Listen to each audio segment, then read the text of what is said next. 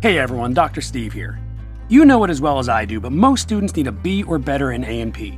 But did you know that students are doing that all over the US using my Anatomy and Physiology Digital Suite as a low-cost alternative to expensive textbooks?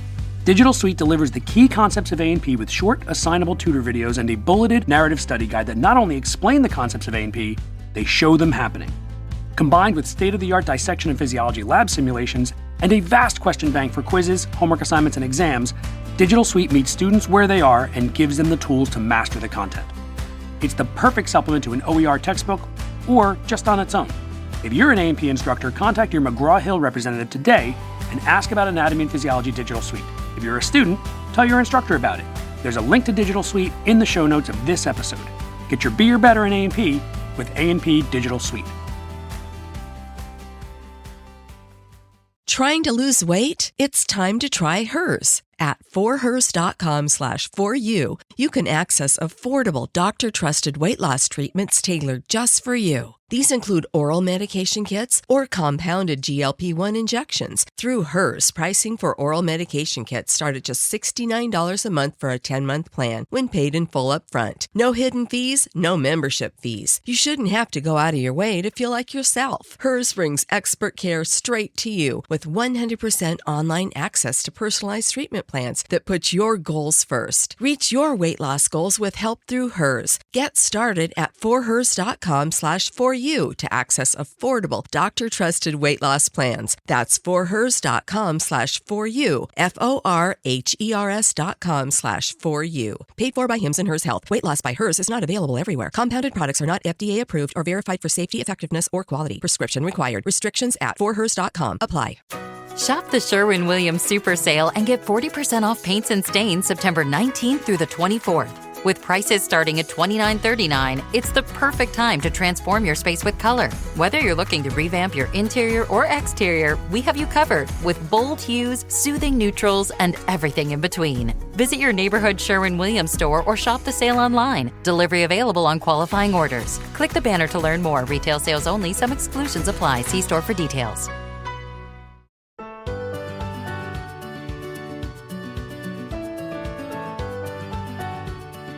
Hey everyone, welcome to episode 75 of my podcast, Anatomy and Physiology Bit by Bit. I'm your host, Dr. Steve Sullivan, coming to you from Bucks County Community College, where I've been teaching A&P since 2002. In this episode, we will discuss the neonate, or newborn. Up to this point, we've covered fertilization, embryology, pregnancy, and childbirth. So now we'll look at what happens after. We're going to start by tackling a heavy but crucial topic, the most common complications of pregnancy. We'll break down not just what they are, but how they happen, why they happen, and what we can do about them. This is not meant to cause alarm, nor should anything I say be construed as medical advice, but it is meant to empower you with knowledge. We'll get to that soon, but first I want to answer a listener question I got via email after the pregnancy and childbirth episode. Quite frankly, I'm a little embarrassed I didn't include this in the episode itself. David from the United Kingdom said, "You did a great job explaining a typical vaginal birth, but I wish you had covered cesarean sections as well." Good call, David. Thanks for the compliment, but I can't believe I didn't think to put that in the episode. So here it goes. A cesarean section, or sometimes called a C-section, is another method of delivering a baby rather than a typical vaginal birth. It's a surgical method by which the baby is delivered through incisions in the abdominal wall and uterus. It's performed either electively, which means it can be planned and scheduled in advance, or in emergencies when a vaginal delivery would pose risks to the expectant birth mother and/or the fetus. The procedure usually begins with local anesthesia to the trunk via epidural or spinal injection. There is typically a bladder catheterization and prophylactic antibiotics, meaning to prevent an infection rather than to treat one. A low transverse incision is made in the lower abdomen, most commonly a phalansteal incision, which is performed just above the pubic bone. And the uterus is then opened, typically with another low transverse incision in the lower uterine segment. The baby is delivered through this opening, the cord is clamped and cut, the placenta is removed, and then the uterus and abdominal wall are sutured closed. There are many reasons why a C-section might be required. Common maternal indications include obstructed labor, which means something is getting in the way between the fetus and the cervical os, Sometimes it's the placenta. Cephalopelvic disproportion, meaning the fetal head is too large for the birth canal, or severe preeclampsia, which we'll talk about later. Fetal indications include malpresentation, meaning the fetus is not in the head down position, multiple fetuses like twins, triplets, or even more, or signs of fetal distress. Placental causes, such as placenta previa, abruption, or cord prolapse, can also necessitate the procedure. These are all complications that I'm going to discuss later in the episode. As with any surgery, there are risks.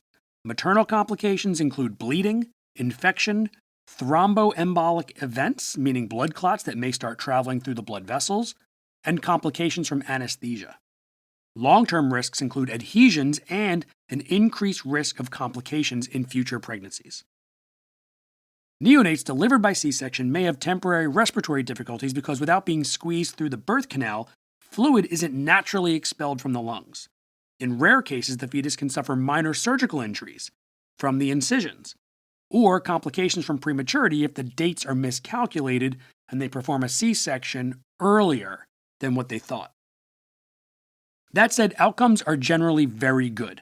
Most birth mothers recover well, even though the recovery time is longer than after a vaginal birth, and most babies do well, especially in cases where the C-section is performed for fetal distress or obstructed labor, because in those situations, the surgery can be life-saving. David, thank you for asking me that question, and I'm sorry I didn't think of it last week. I hope this helps. And everybody else, if you have a question that you would like to ask me that maybe I can answer on an episode, please email me at minus55media@gmail.com. And I will gladly take a look at your question and we'll answer it on an episode. Thanks again, David. Okay, so something I've always been interested in is integrative medicine. Integrative medicine specialists are making a big splash in healthcare with amazing results for their patients. So recently, I spoke to a friend of mine who is a physician that specializes in integrative medicine. Her name is Dr. Julia Helstrom, and she is a DO, which means Doctor of Osteopathic Medicine. And if you're not sure what that is, we talk about that as well. Dr. Helstrom's practice is called Bucks County Center for Integrative Medicine, and it's in Doylestown, Pennsylvania. The website is bcimedicine.com, and I'll put that in the show notes. So please join me in welcoming integrative medicine specialist, Dr. Julia Helstrom. Okay, Dr. Julia Helstrom, thank you so much for joining me on the podcast. It is so good to see you. Thanks so much for having me, Steve. I'm excited. Yeah, I mean, we've known each other for quite a few years now. Our kids are friends, so that's kind of fun. Yeah. But you do something that I find to be really interesting. First, you're a DO, you're a doctor of osteopathic medicine. So I'm not 100% sure a lot of my listeners know the difference between a DO and an MD. And you specialize in something that I find really interesting, which is integrative medicine. So I'd like to start off by talking about that. Maybe introduce yourself to the listeners, who you are, what you do, and maybe tell us about what a DO is and where you go to school for that. Sure. So I am Dr. Julia Helstrom. I grew up here in Doylestown, and I went to school at PCOM, Philadelphia College of Osteopathic Medicine. So DOs are a little bit different than MDs in terms of the way that we approach medicine and kind of what we're taught in school. There's more similarities than differences, but there is a philosophical difference, and then there is a component of education that is different between the two practices. So both are regular physicians. You can do anything. We can be any kind of physician, but DOs learn a philosophy that is mind, body, spirit connected, meaning that we have to look at all of those components to be able to treat the whole person. And then there's also something called osteopathic manipulation or osteopathic manipulative medicine that's taught in schools. And so what that is that we put our hands on people and we learn what it feels like to feel tissue texture differences, things that might be out of place. We learn how to palpate the organs of the body and the spine, and then we learn techniques to be able to treat them. Probably our biggest question is, how are you different than a chiropractor? That's a question I get all the time. And there's a lot of similarities and differences there too. The scope of practice is a little bit different in terms of what we can can and can't do. And then the treatment modalities are a bit different in terms of the types of treatments that we do. But that's kind of an overview of the two different places. Okay, great. So big difference, I would imagine, is you're still able to and will prescribe medications and antibiotics and pain medications Yes. and things like that that you wouldn't see a chiropractor wouldn't have a license to Right. do that. Yeah. Exactly. Okay. So I always say that we can do everything MDs do. We're a full functioning physician, but we learn manual skills. And I will admit that I would say the majority of DOs that you encounter do not do manual manipulation. We all learn it. We all have to have a certain number of hours and we all have to take exams and it's in our boards and all that kind of stuff. But most DOs, the great majority of them never use it again. They have it as a background knowledge, but they don't do it. I decided that it was one of the things I was really drawn to, and I really love it. And so it's a huge part of my practice. People seek me out just for that. Oh, okay. Cool. So DOs are obstetricians and neurologists and general practitioners and everything just like you would encounter MDs. Absolutely. Yep. They Okay. do all the same things. And most of the time, when someone comes to me and they don't know what a DO is, and we get into this conversation, they then go around and look at what all their previous doctors were. And they're like, oh, I didn't know so and so was a DO. So there's no real distinguishing features when you're going to see a doctor most of the time. They function very similarly, pretty much the same. Okay. So tell me about integrative medicine because that I know is your specialty. You're at Bucks County Center for Integrative Medicine. That's the name of your practice. So tell me about integrative medicine. What is that? How is that different from any other general practitioner I would see? And is this something you did in addition to your training as a DO? Yeah. So integrative medicine is now a subspecialty. It's a board certification, just like cardiology is and, pulmonary, et cetera. So there is actually a subspecialty group for it now, and you can get certification in integrative medicine. But basically, what integrative medicine encompasses is anything that's not considered or deemed traditional medicine. So it would include things like lifestyle medicine. It includes actually osteopathic manipulation is considered in the integrative medicine world, even though all DOs are trained in it. Acupuncture, Reiki, massage, anything that's sort of an adjunct practice that's not held under the scope of an MD or a DO.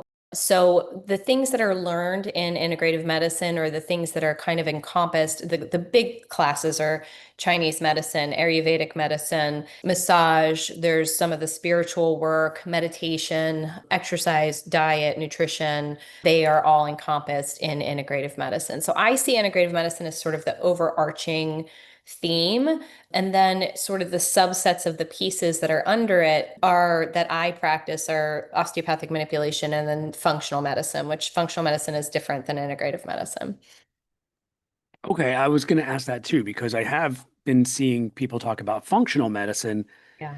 and at least on social media, which has been like a complete Wild West mess recently. At Yeah. least there, I'm seeing a functional medicine could be, it seems like almost anyone can call themselves a functional medicine practitioner. Yeah. And it doesn't really matter what their background is. Yes. So this is a big thing that we're working on right now. So that a lot of it has to do with where your training comes from. So my residency, I did a residency that had Andrew Weil's Integrative Medicine Fellowship as a part of our residency. I did not decide to stay and do the fellowship year. I was pregnant with my oldest and I was done being in New York City. So I did not stay for the extra year, but I could have. But we had a lot of integrative medicine training in my residency when I was there. And then when I came home and decided I was going to move into this, I wanted to get more education. And so I had the options, and these options are now growing in terms of, do I want to be educated by Andrew Weil's program? He's kind of one of the big figures in the integrative medicine world. He kind of put it on the map and made it official. He helped to create the board certification.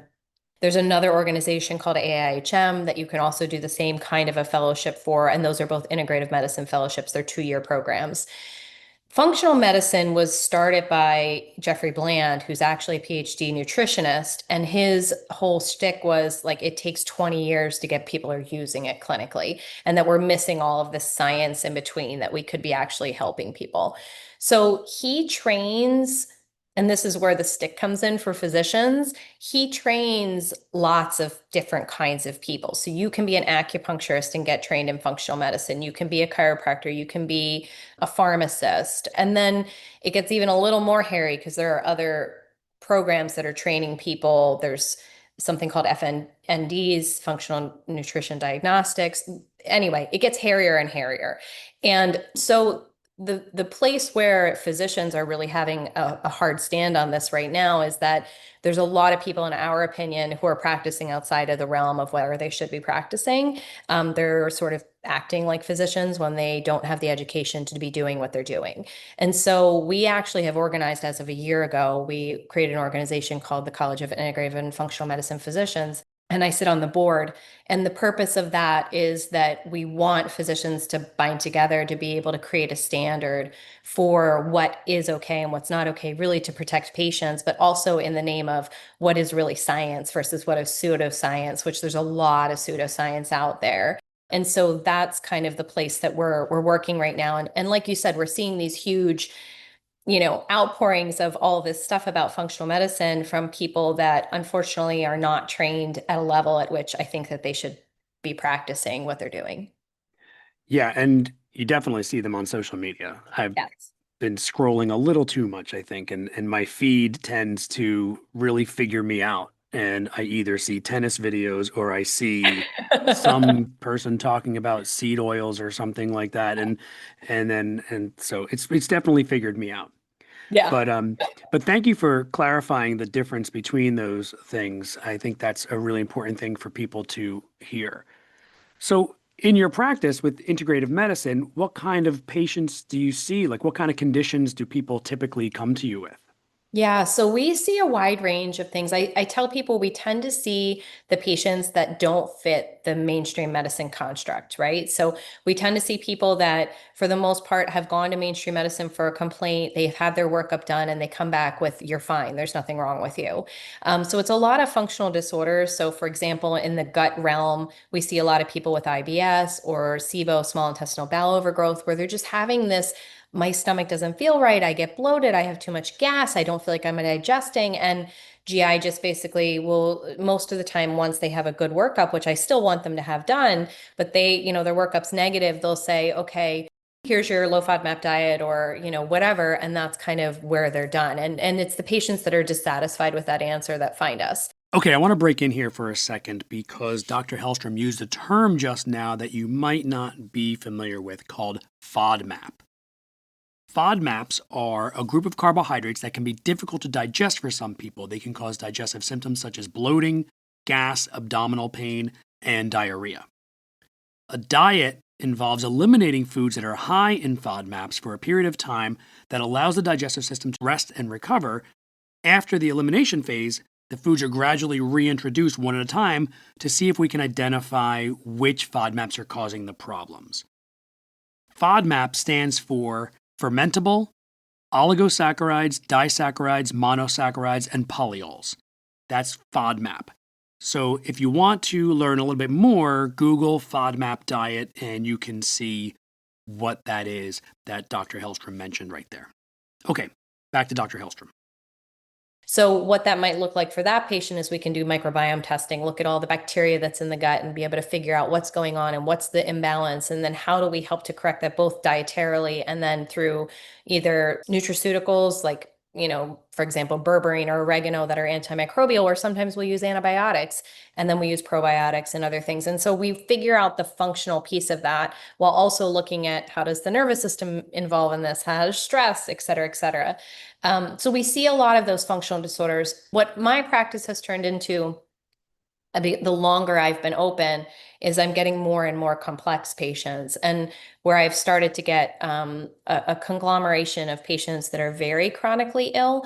And I think part of it is the osteopathic manipulation piece. I have for a very long time gotten patients with connective tissue disorders, so Ehlers-Danlos mostly.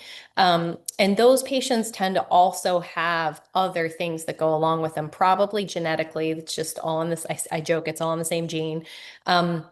But they tend to develop, they often have concurrent either dysautonomia like POTS and or something called mast cell activation syndrome. And so they have a lot of these weird symptoms that mainstream medicine doesn't really capture. And integrative medicine does a really great job of providing support in many of the arenas that mainstream medicine can't.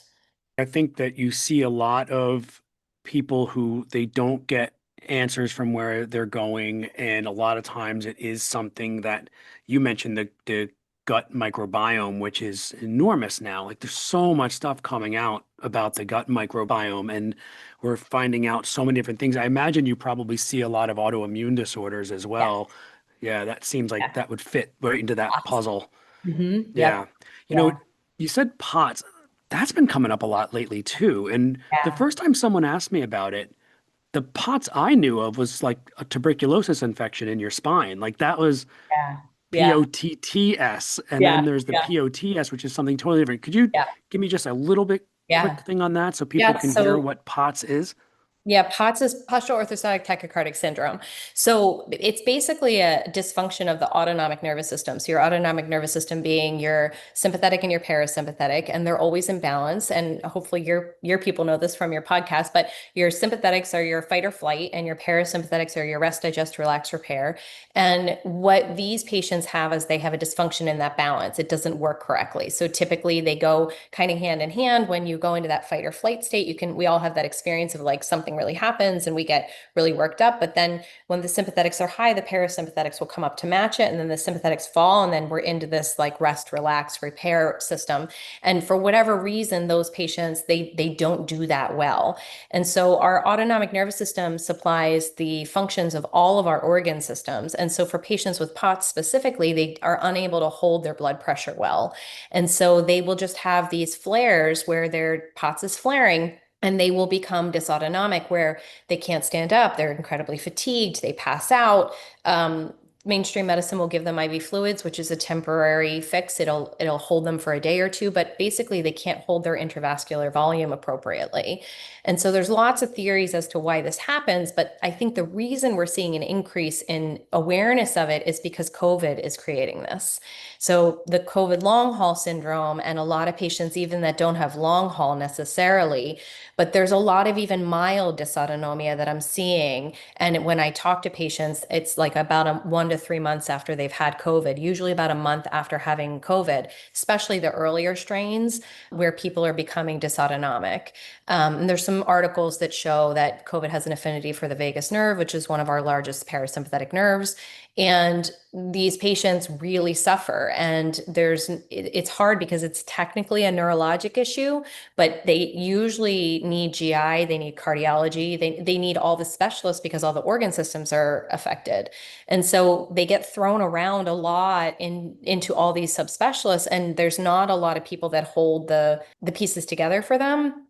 And being a family medicine physician, I mean, that's my background. It just has become a thing for me that I help to hold the pieces together for these patients and then help them find their specialists. And then we work together to be able to kind of create a system where they can get more functionality in their life. Okay, well, I got to look more into that because that's really, really interesting syndrome. I mean, and one, like, what is with viruses and nerves? Like, stop it. Yeah. Like they just Yes, keep totally. like attacking our nerves and just living Yes. there. Yes. Um, but but then the other thing is, of course, it's going to affect everything if it's on your vagus nerve. Vagus nerve is 80 to 90% of your parasympathetic nerve signals. So just to remind the listeners out there, if you are interested in learning more about the autonomic nervous system, go back to episodes 27 and 26 because they cover the autonomic nervous system. You could review back on there. Well, thank you for that. I appreciate that. So, one thing I've started asking some people recently, and I want to ask you, as an integrative medicine specialist, someone who treats and considers everything that you mentioned before, what would be one piece of advice you would give everybody about being healthy, staying healthy, and avoiding some of these chronic conditions?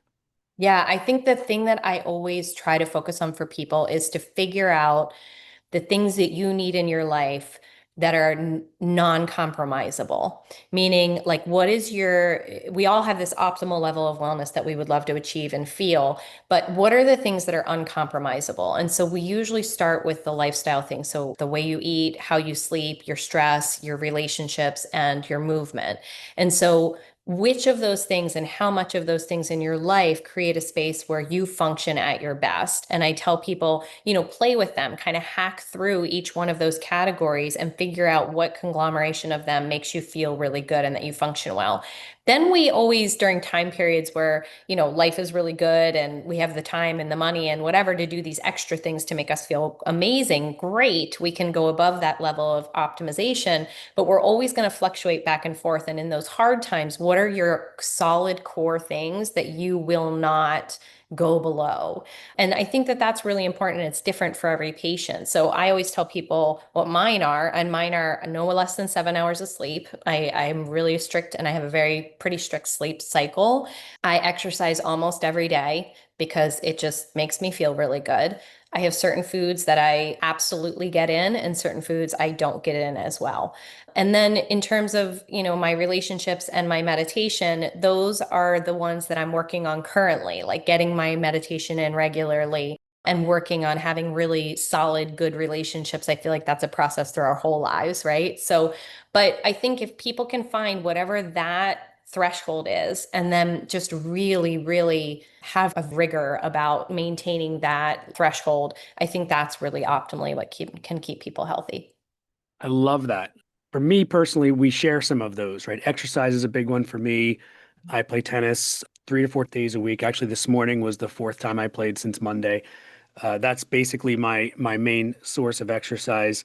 Unfortunately, I had rotator cuff surgery about 18 months ago, so I had to take a pretty decent chunk of time off. Yeah. But that's a big one. And the food, I do the same thing. There are some things I know I shouldn't be eating, but there are always things that I know this is what I want to get in. And some of them are just because that's just an enjoyable part of my day. Right. And even though it might not be the healthiest thing, I love a small glass of Amaro almost every night. But But food those is one of those those things, things. It's yeah. not just the nutrition. There's also the pleasure and the joy and the sharing. Food is not just the nutrition. Yeah, for sure. In fact, my wife and I, and you probably already know this, we travel a lot. And one of the things we love to do every time we set foot in a new city, the first thing we do is a walking food tour. That's kind of how we got into having a tiny glass of Amaro every night. It's also this herbal liqueur that is like actually feels really good on our digestive system. But it's Yeah, something we picked up in Italy. The end of the night, we sit down, maybe we find a show that's about a half an hour long. We have a little glass of Amaro, then we go to bed. that's And awesome. I But you're appreciate also all of that. creating a Good. routine and bonding and time. And like there's so many pieces to that that's so beautiful that really do such a great job of regulating your nervous system and putting you in a good space. Well, Dr. Helstrom, my friend Julia, thank you so much for joining me. That was really interesting and a lot of fun to catch up. I'm glad to see that everything's going well, and I love hearing about integrative medicine. So tell everybody one last time, what's the name of your practice and where is it? Sure, Bucks County Center for Integrative Medicine, or we abbreviate it BCIM, and we are right in Doylestown across from the IU. The website is bcimedicine.com, and we are on Facebook and Instagram. All right, I will put links to all of those in the show notes so that people can find you in case they're interested. And once again, thank you so much. I really appreciate you coming on. Absolutely. It was super fun. Thanks, Steve. Wow, I learned so much from Dr. Helstrom, and I hope you did too. Integrative medicine seems like the best of all worlds. Remember, you can find Dr. Helstrom's practice, Bucks County Center for Integrative Medicine, at bcimedicine.com. You can also find her on Instagram at bcimedicine_optimal_health. I will put links to both of those in the show notes. Thanks again for sharing your expertise with us, Dr. Helstrom. Shop the Sherwin-Williams Super Sale and get 40% off paints and stains September 19th through the 24th. With prices starting at $29.39, it's the perfect time to transform your space with color. Whether you're looking to revamp your interior or exterior, we have you covered with bold hues, soothing neutrals, and everything in between. Visit your neighborhood Sherwin-Williams store or shop the sale online. Delivery available on qualifying orders. Click the banner to learn more. Retail sales only. Some exclusions apply. See store for details. Okay, like I said earlier, I'd like to start the content of this episode by talking about some of the most common complications of pregnancy. So let's get started. First on our list is gestational diabetes mellitus, or GDM. The mechanism here is fascinating. Pregnancy hormones, particularly those produced by the placenta, can make a mother's body more resistant to insulin. Normally, the body compensates by producing more insulin, but for some expectant birth mothers, their pancreas just can't keep up. This leads to higher than normal blood sugar levels. So what are the risk factors? Well, they include a pre-pregnancy BMI, that's body mass index, over 25, a history of gestational diabetes in a previous pregnancy, a family history of type 2 diabetes, or simply being over 25 years old. Women who have polycystic ovary syndrome, or PCOS, are also at increased risk. The prognosis is generally excellent with proper management. Most cases of GDM resolve immediately after birth. The treatment approach is a pyramid. You start with dietary changes and exercise. If blood sugar remains high, medicine like insulin or metformin may be necessary. So what is metformin? Metformin is a first-line oral medication used to treat type 2 diabetes, often in combination with diet and exercise. It works by helping to regulate the amount of glucose in the blood. Let's talk about that for a second. Metformin affects the body's glucose balance in several key ways. It reduces the amount of glucose produced by the liver, which happens via gluconeogenesis. It lessens the amount of glucose absorbed from food in the intestine. And it makes the body more responsive to its own insulin, allowing for more effective use of glucose. For the fetus, managing gestational diabetes reduces the risk of complications like macrosomia, which is a larger than average baby, and neonatal hypoglycemia, which is low blood sugar in the newborn. And the long-term complications? Well, 50% of expectant birth mothers who have gestational diabetes will go on to develop type 2 diabetes later in life. This is why it's so important for people to get regular screenings even after the baby is born. Next up, we have preeclampsia. This is one we hear about a lot. The mechanism of preeclampsia is not completely understood, but we believe it starts with the placenta. During a healthy pregnancy, the spiral arteries in the uterus remodel to become wide, low-resistant vessels. In preeclampsia, this remodeling is incomplete, leaving the arteries narrow and with high resistance. This leads to reduced blood flow to the placenta, which in turn releases factors into the mother's bloodstream that cause widespread vascular endothelial dysfunction. This damage to the epithelial lining of the blood vessel's lumen is what leads to high blood pressure, proteinuria, which is protein in the urine, and other organ damage. Risk factors include a first-time pregnancy, a history of chronic hypertension, obesity, a previous history of preeclampsia, and certain autoimmune disorders like lupus. It's also common in multifetal pregnancies, meaning twins, triplets, or more. The prognosis depends entirely on the severity and the age of the expectant birth mother. Mild cases can be monitored, but severe preeclampsia requires delivery, sometimes prematurely. The only real cure is delivery of the placenta. For severe cases where the fetus is before 34 weeks of development, doctors may attempt expectant management in the hospital to gain time for fetal maturation, while carefully monitoring the expectant birth mother. Treatment includes antihypertensives to control blood pressure and magnesium sulfate to prevent seizures, a common condition called eclampsia. Preeclampsia tends to come before eclampsia. For long-term complications, preeclampsia is a major predictor of future cardiovascular disease. A person with a history of preeclampsia has a higher risk of developing chronic hypertension, stroke, and heart disease later in life. Our next complication is placental abruption. Placental abruption happens when the placenta detaches from the uterine wall before birth. The mechanism is usually bleeding into the decidua bassalis, which is the maternal side of the placenta. This bleeding creates a hematoma that causes the placenta to separate from the uterine wall. A hematoma is a collection of blood in an area it's not supposed to be in. The detachment can either be partial or it can be a complete detachment. Risk factors for abruption include maternal hypertension, preeclampsia, trauma to the abdomen, smoking, and cocaine use.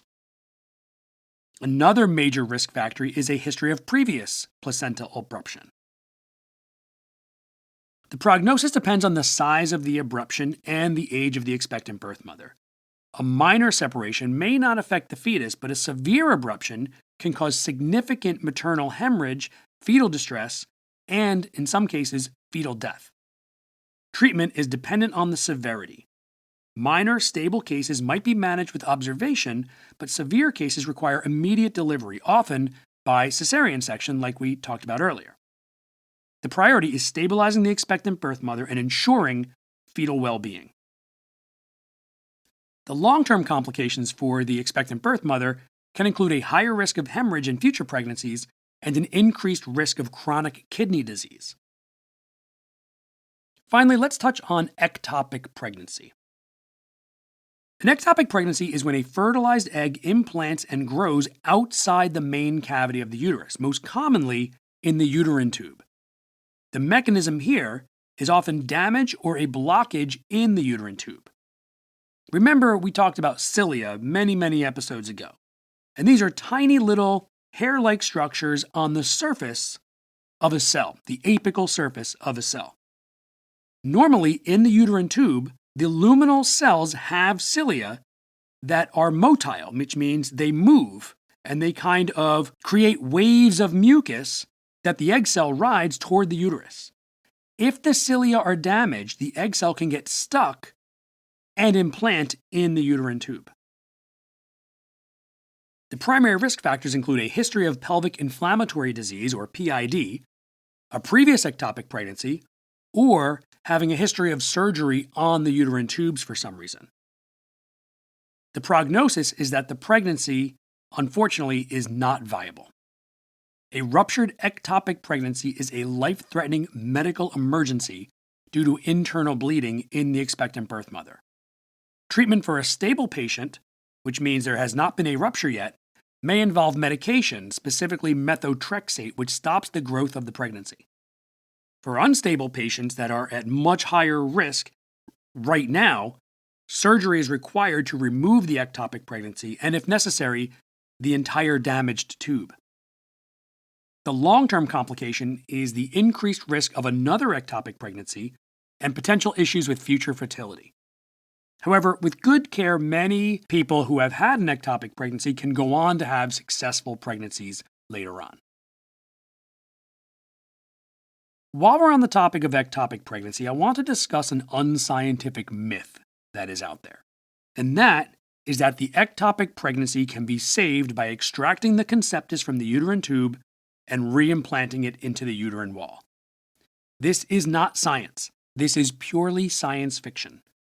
Back in 2019, the state of Ohio in the United States had politicians introduce a bill that would charge doctors with murder if they did not reimplant an ectopic conceptus into the uterus, despite the fact that this is currently a medical impossibility. This is an example of politicians overstepping their expertise in the name of ideology. So even though you may hear people talk about this on social media, in campaign speeches, or even by religious clergy, it is not a thing. And insisting it is, and threatening to jail doctors for sticking with the science, is extremely dangerous to the well-being of expectant birth mothers. Okay, so there are some of the most common pregnancy complications. Once again, I am not offering any medical advice, just informing people so that healthcare professionals know what to expect. Okay, now that we're done with pregnancy and childbirth, let's talk about the first month in the life of a newborn baby, which we call the neonatal period. We'll begin with the simple observation that birth, from a physiological standpoint, is nothing short of a crisis. For 9 months, the fetus has been living in an environment where virtually every variable has been tightly controlled by the expectant birth mother's body. Oxygen and nutrients are delivered across the placenta, wastes are removed with equal efficiency, and temperature remains stable in the amniotic fluid. Inside the uterus, there is no need to breathe, digest, thermoregulate, or even excrete urine with any efficiency. The fetal lungs, kidneys, liver, immune system, all are functioning at reduced capacity or in specialized fetal configurations. And then, With delivery, that stable environment instantly disappears. The neonate must now survive as an independent organism. The first 4 weeks of life, like I said before, is called the neonatal period and are therefore a time of rapid adaptation and vulnerability. The hours right after delivery are especially turbulent. This is a transitional period.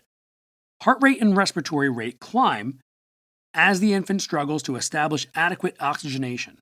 The body temperature begins to fall since the infant has left the warm intrauterine environment and is suddenly exposed to the relatively cool outside world. For a short time, activity levels are high. The infant is restless, crying, sometimes visibly stressed. Then, typically, the baby will fall asleep, often for about 3 hours, and this deep sleep allows for some recovery. After this comes a second active phase during which the infant may gag or cough as it clears mucus and debris left in the pharynx. Only after this period does the infant begin to settle into a more predictable cycle, sleeping, waking to feed every 3 to 4 hours, and then sleeping again. This gradual stabilization is the first sign that neonatal physiology is beginning to adapt successfully. Among all these adjustments, none is more dramatic than the initiation of breathing.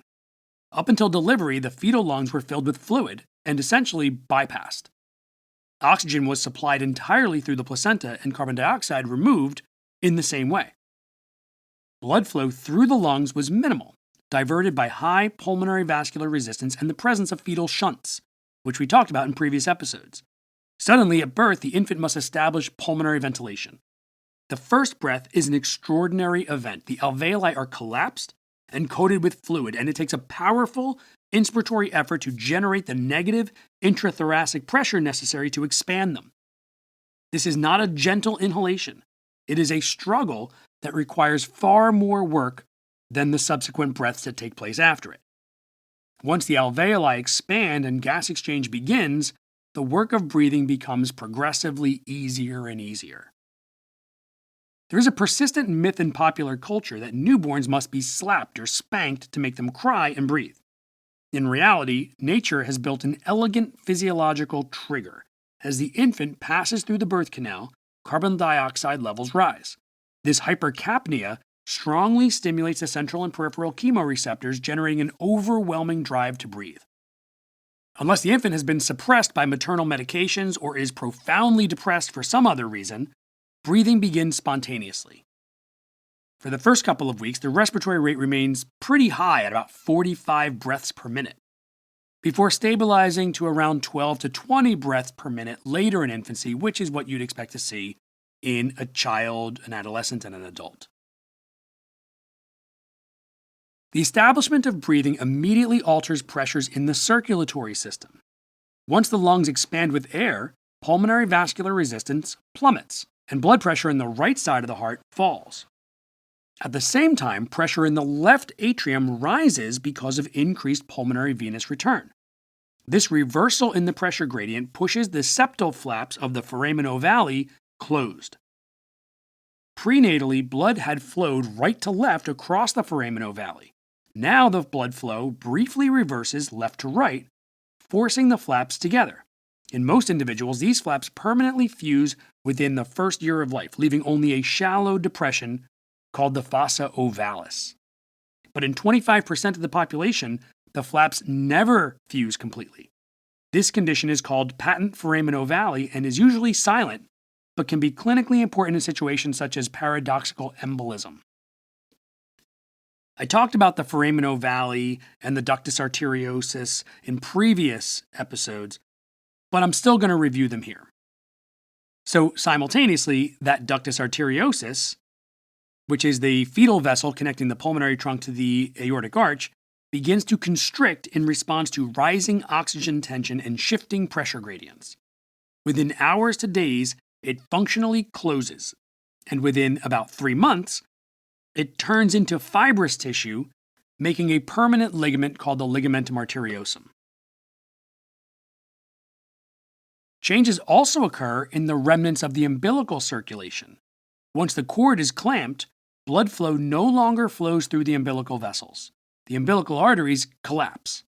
Their proximal segments remain functional, as the superior vesical arteries supplying the urinary bladder, while their distal segments fibrose into the median umbilical ligaments that lie along the abdominal wall. The umbilical vein, which once carried oxygenated blood from the placenta to the fetus, closes and persists as the round ligament of the liver, also called the ligamentum teres. The ductus venosus, the fetal shunt through the liver, closes and becomes the ligamentum venosum on the liver's underside. These structural remnants are visible in the adult body as permanent records of the extraordinary transformation that occurs at birth. Now, respiratory and circulation may be the most dramatic changes, but the immune system presents more subtle challenges. The neonate's cellular immunity begins developing early in fetal life, but at birth, it's still pretty weak. The newborn relies heavily on passive immunity acquired from the new birth mother. Immunoglobulin G crosses the placenta, so at delivery, the neonate has nearly adult levels of circulating immunoglobulin G. This provides protection against many common infectious diseases. Remember from my immune system episodes that immunoglobulin is another name for antibodies. Antibodies and immunoglobulins are the proteins that we produce to protect us against pathogens like bacteria and viruses. But maternal immunoglobulin G does not last. It begins to degrade soon after birth, dropping to about half its original level by the end of the first month and disappearing almost entirely by 10 months. The infant's own production of immunoglobulin G increases during this time but lags behind. By 6 months, endogenous IgG reaches only about half of adult levels. This creates a window of vulnerability at around 5 to 6 months, when total immunoglobulin G levels are at their lowest. Clinically, this correlates with the high frequency of respiratory infections at this age. How do we fill this gap? Breast milk. The earliest milk, called colostrum, is rich in immunoglobulin A. Unlike immunoglobulin G, IgA does not circulate systemically but coats mucosal surfaces, providing local protection against pathogens in the gastrointestinal tract. This is one reason why breastfed infants have lower rates of gastroenteritis, which would be inflammation of the stomach and small intestine. Another major challenge is thermoregulation.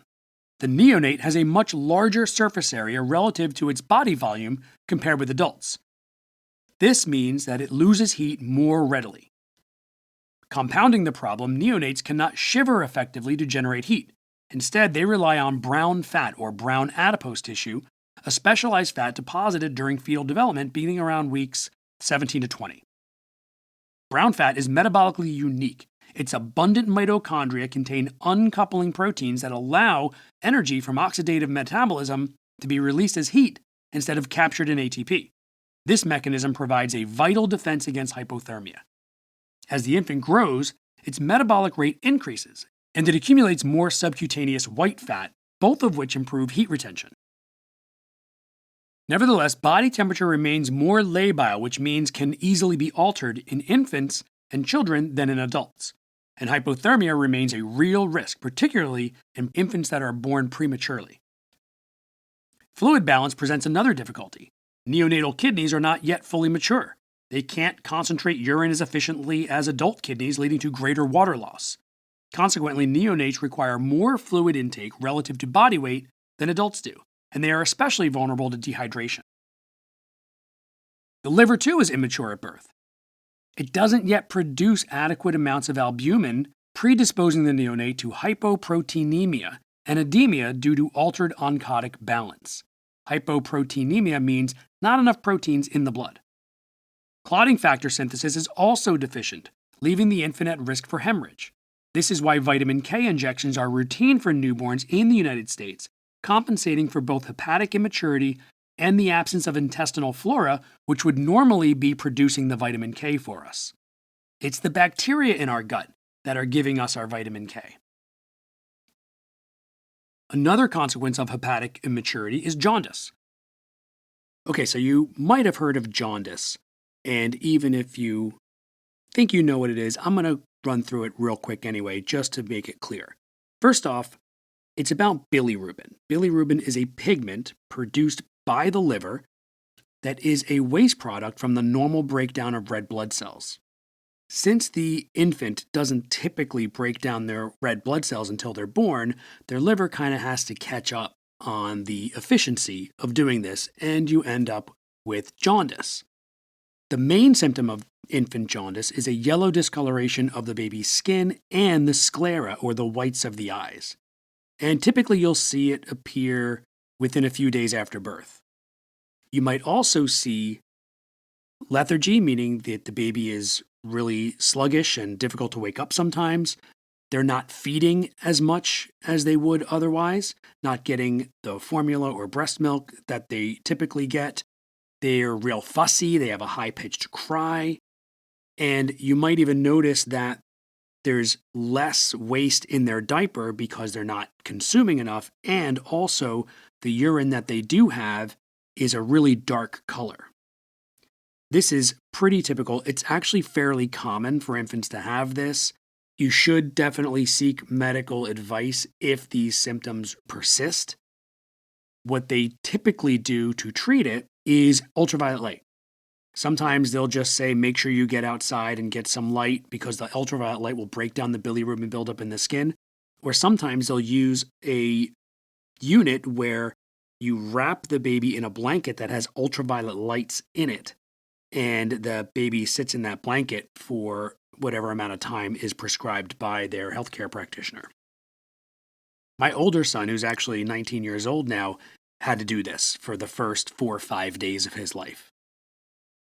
Neonates are prone to hyperbilirubinemia, means too much bilirubin in the blood, because the liver can't clear bilirubin efficiently like it does when you're older. Moderate elevation is considered normal, and in fact beneficial because bilirubin acts as a potent antioxidant until other defense systems mature. However, excessive bilirubin accumulation can cross the blood-brain barrier and damage neural tissue, leading to kernicterus, which is a form of brain damage. Clinically, monitoring and managing neonatal jaundice is essential. Shop the Sherwin-Williams Super Sale and get 40% off paints and stains September 19th through the 24th. With prices starting at $29.39, it's the perfect time to transform your space with color. Whether you're looking to revamp your interior or exterior, we have you covered with bold hues, soothing neutrals, and everything in between. Visit your neighborhood Sherwin-Williams store or shop the sale online. Delivery available on qualifying orders. Click the banner to learn more. Retail sales only. Some exclusions apply. See store for details. Skeletal and neural development are also incomplete. Many joints remain unossified, and myelination of the nervous system continues into adolescence.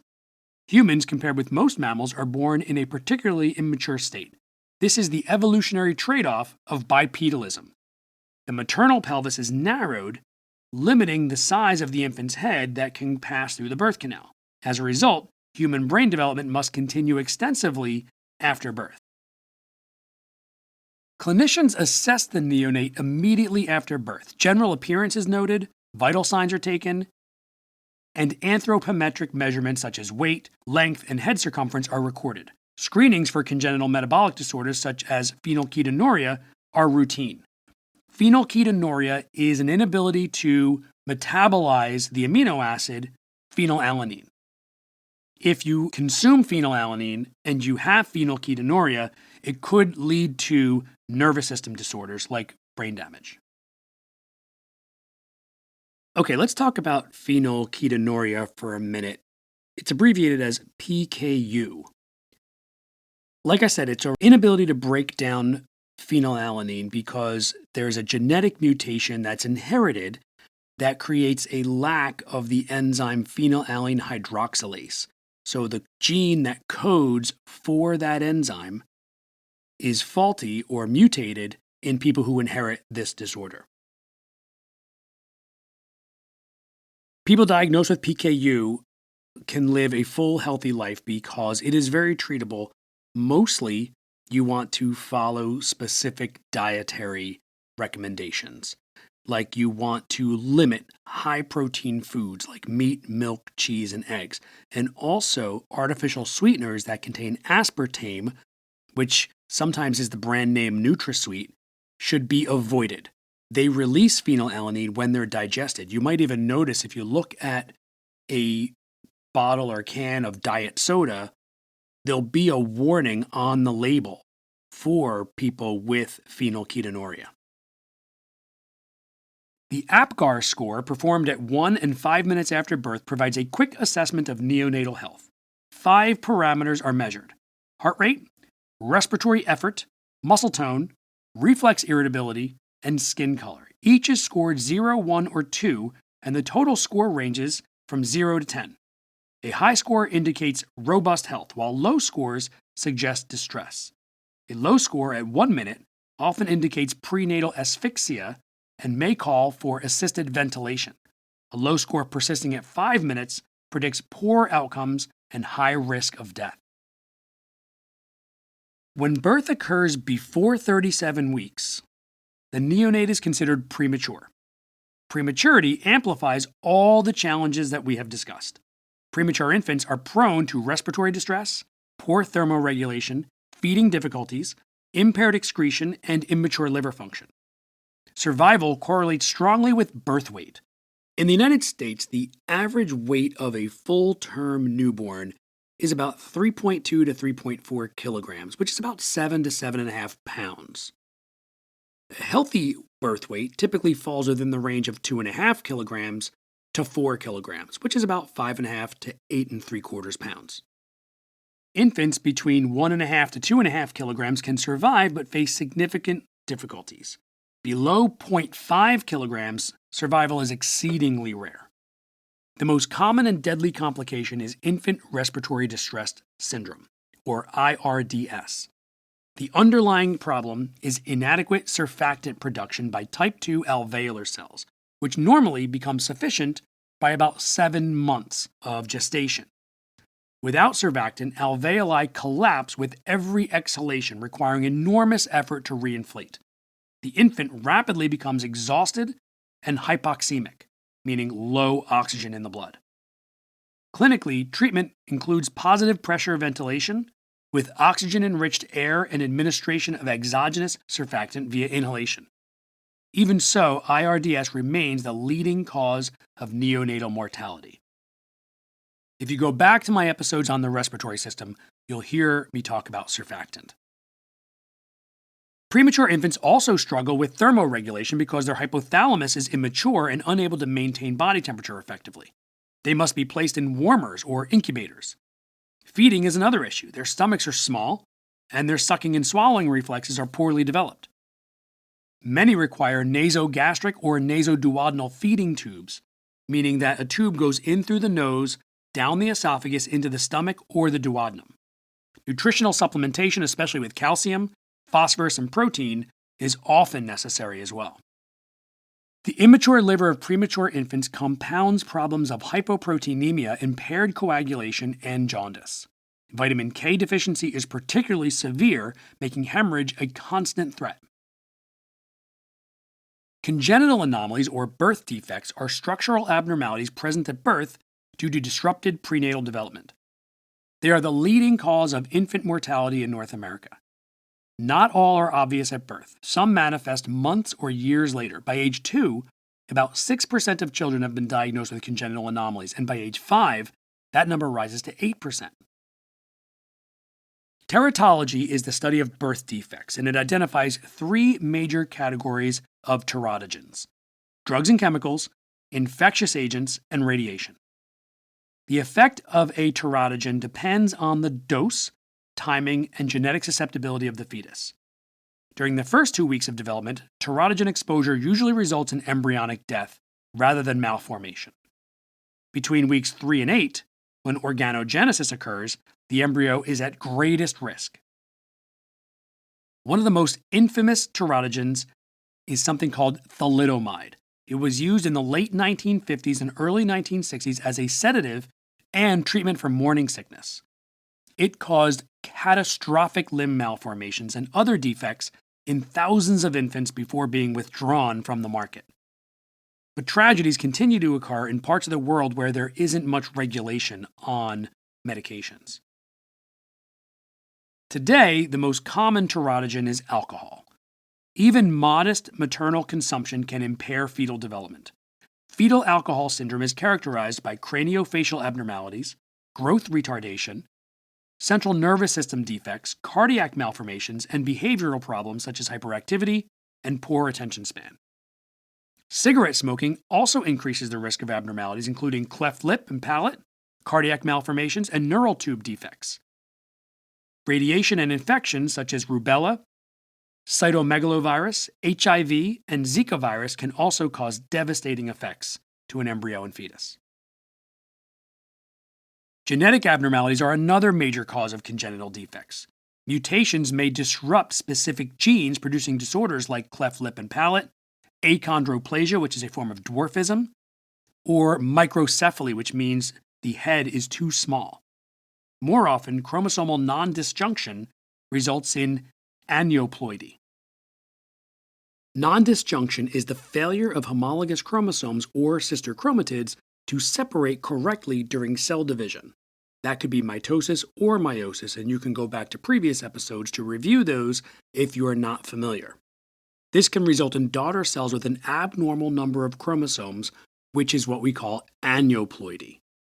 Cleft lip and palate is the most common of the malformations, occurring in 1 to 2 per 1,000 births.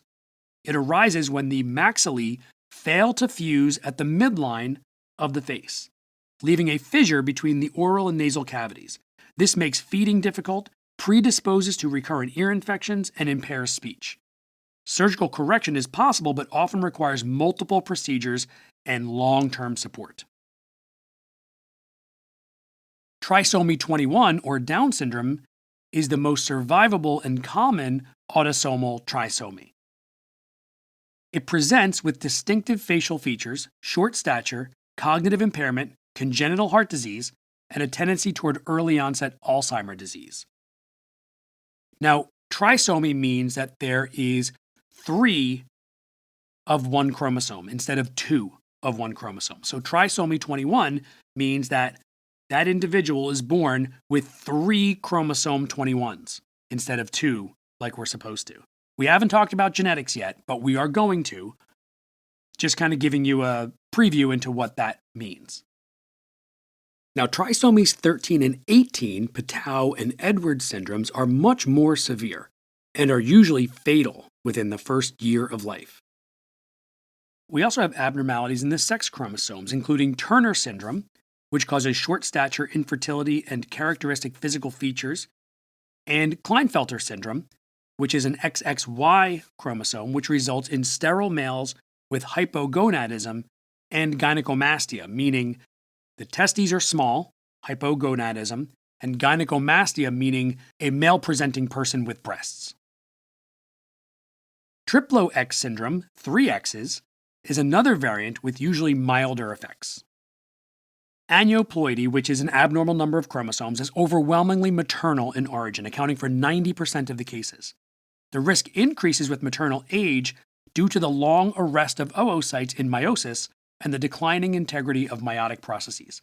This explains the rising incidence of Down syndrome and other trisomies in older birth mothers. All right, let's sum up the neonatal period. It is one of extraordinary transformation.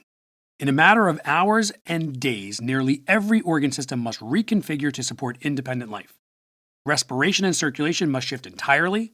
The immune system has to hold out until its own defenses mature, and the liver and kidneys struggle to take on functions previously handled by the placenta. Prematurity and congenital anomalies add to the burden, creating a spectrum of risk that ranges from mild and manageable to profoundly life-threatening.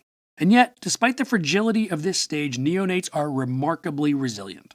With modern medical care, from resuscitation and surfactant therapy to nutritional support and surgical correction of anomalies, survival rates and long-term outcomes have improved dramatically. For clinicians and scientists, understanding these transitions is essential, because the neonatal period is both the most perilous and most formative stage of human life outside the womb. All right, everybody, that's a lot to take in. I want to thank David from the UK for emailing me his question on C-sections, and my amazing guest, Dr. Julia Helstrom of Bucks County Center for Integrative Medicine. I learned a lot about integrative medicine and DOs. I hope you did as well. And of course, thank you for listening. I hope this podcast is helping you get your B or better in A&P. I'll talk to you next time. Anatomy and Physiology Bit by Bit is a production of Minus 55 Media and is hosted by the Believe Network. Please take the time to rate my show and leave a review. You can also check out the content I post on Instagram and YouTube as @StudentHelp4AP. That's the number 4 AP. Special thanks to my family, Bucks County Community College, and McGraw-Hill Education, where your instructor can find Anatomy and Physiology Digital Suite, my low-cost tutor video-based digital learning solution for anatomy and physiology currently being used at several colleges and universities. If your instructor isn't using Digital Suite, let them know about it. The link is in the show notes.